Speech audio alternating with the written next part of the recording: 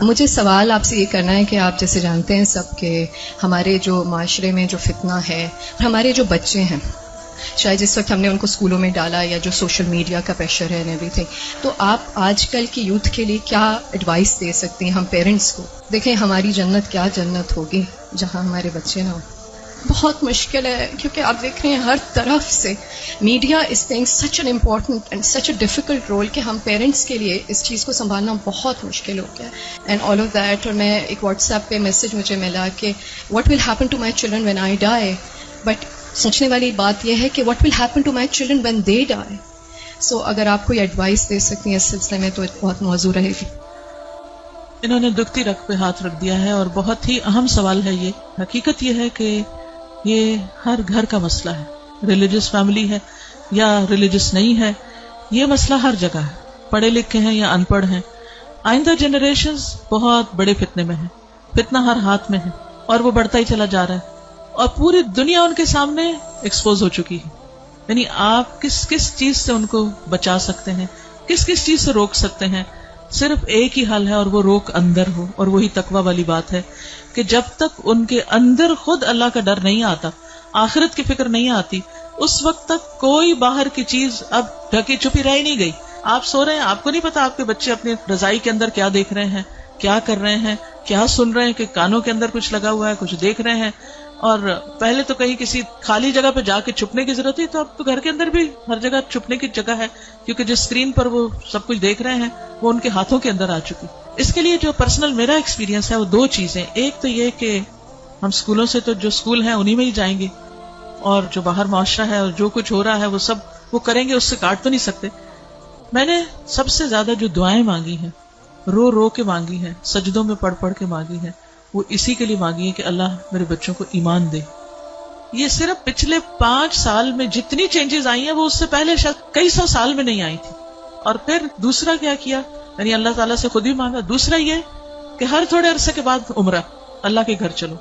کیونکہ اللہ کے گھر کا جو جلال ہے، اور اللہ تعالیٰ اگر انسان کو کہیں سب سے زیادہ محسوس ہو سکتے ہیں تو وہ بہت جگہ ہے۔ یعنی ہمارے ملک میں، ہمارے گھروں میں، ہمارے ماحول میں وہ فیلنگ نہیں آتی جو وہاں جا کر آتی۔ تو الحمدللہ ان عمروں نے، اللہ کے گھر کی زیارت نے دل کے اندر تھوڑی سی جگہ بنائی اللہ کو پہچاننے کی، کیونکہ جب تک اللہ کو بچے پہچانتے نہیں، اس کی عظمت کو محسوس نہیں کرتے، وہ اللہ سے ڈر نہیں سکتے، تو وہ تقویٰ نہیں آتا دل میں۔ تو اس سے یہ ہے کہ وہ ایسی جگہ ہے جہاں اللہ ماشاءاللہ سب کو جا کر یقین ضرور آتا کہ کوئی ہے ایک جس نے یہ سب کچھ بنایا۔ پھر اس کے بعد یہ ہے کہ قرآن کا علم، میں نے سب سے زیادہ تکلیف دہ مرحلہ گزارا کہ جب میں نے اپنے بیٹے کو قرآن پڑھایا، تو پھر میں نے یہ ٹھان لی کہ کچھ بھی ہو مجھے اس کو پڑھانا ہے۔ وہ ایج ایسی تھی کہ جس میں کچھ نہ کچھ وہ سننے کے قابل تھا، ورنہ وہ ایج بھی گزر جاتی ہے تو پھر بچے وہ اتنا بھی نہیں سنتے۔ اور میں نے اپنی ساری مصروفیات کو سیکنڈری کر کے، حالانکہ میں انتہا درجے کی مصروف، گھر کی بھی ذمہ داریاں، باہر کی بھی، لیکن میں نے اس کو اپنی پرائرٹی نمبر 1 سمجھا کہ یہی بات جنہوں نے کی ہے کہ جب وہ مر جائیں گے تو پھر ان کا کیا بنے گا، یعنی ہمارے مرنے کے بعد تو جو ہوگا سو ہوگا، ان کے مرنے کے بعد ان کی قبروں کا کیا حال ہوگا اور ان کی آخرت کا کیا ہوگا۔ تو اللہ سبحانہ وتعالیٰ نے قرآن مجید میں فرمایا قوا انفسکم واہلیکم نارا، اپنے آپ کو اور اپنے گھر والوں کو آگ سے بچاؤ۔ ایمان والوں کو خطاب ہے کہ اے ایمان والوں اپنے بچوں کو آگ سے بچاؤ۔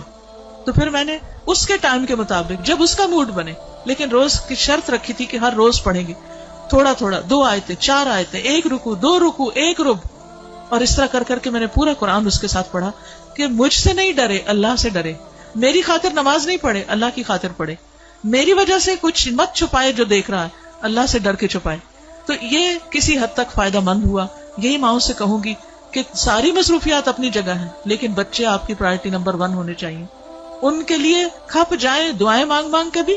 اور اس کے ساتھ ساتھ ایک دفعہ کم از کم قرآن سے ضرور گزر جائیں، کیونکہ جب وہ قرآن سے گزر جائیں گے پھر ایٹ لیسٹ آپ کی رسپانسبلٹی نہیں رہے گی۔ اللہ ان کی سب خیر کرے، لیکن اگر خدا نہ خواستہ ان کے اندر کوئی بگاڑ آتا تو آپ کی پکڑ نہیں ہوگی، لیکن اگر آپ نے کوشش نہیں کی، محنت نہیں کی، تو آپ کی بھی ساتھ پکڑ ہے، صرف آپ کی نمازیں پھر کام نہیں آئیں گی۔ تو اس لیے ہم میں سے ہر ماں کو سنجیدہ ہونے کی ضرورت ہے، چاہے رونا پڑے، محنتیں کرنی پڑے، بھوک کاٹنی پڑے، کچھ کرنا پڑے، لیکن پکڑ کے بیٹھے، خود بیٹھے۔ یہ مولویوں پہ نہ چھوڑیں کہ کوئی اور آ کے لیکچر دے گا تو وہ سن لیں گے، اس کو بتا دیں گے، ابا کو بتا دیا، چچا کو بتا دیا، اس کو ماموں کو بتا دیا، ٹھیک ہے وہ بھی کچھ ہیلپ کرتے ہیں، لیکن سب سے زیادہ آپ کو خود کرنا، اور اس کے لیے آپ کو خود پڑھنا ہوگا۔